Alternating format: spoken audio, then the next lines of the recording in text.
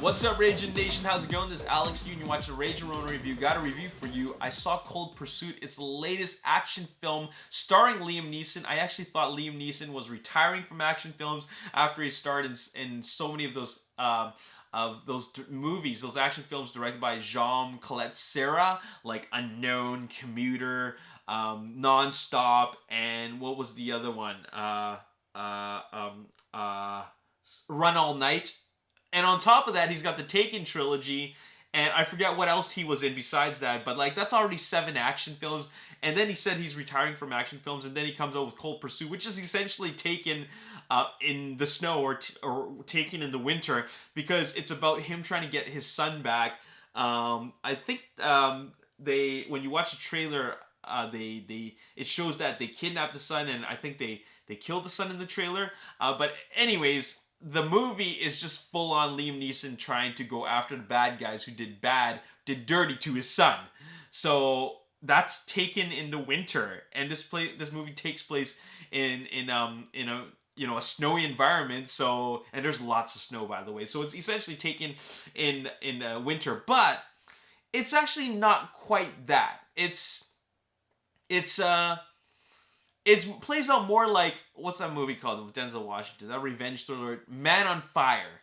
It plays out more, this is more like Liam Neeson's version of Man on Fire, because it's about him taking out the bad guys one by one by one by one. And eventually, in the end, the finale is taking down the entire organization that's responsible for his son's disappearance. So I like that.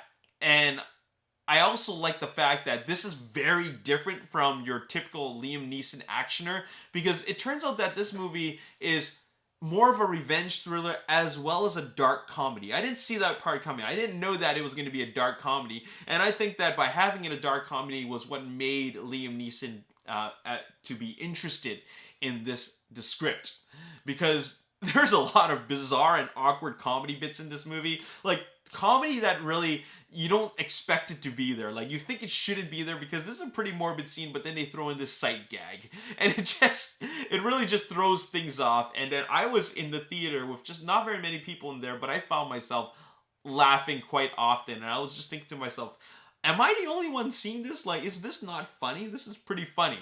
So yeah, they threw in a lot of comedy bits in some of the weirdest moments, but that's what the movie is. It's a dark comedy, which is also a revenge thriller. And I wouldn't say that it's a full-on action movie, because it's not like full of set pieces. I mean, there's a big climactic finale in the end, but it's not full of set pieces. Like a Taken film, for example, with like a car chase. There's nothing like that. And it's just full of some quirky dialogue moments that are still pretty funny.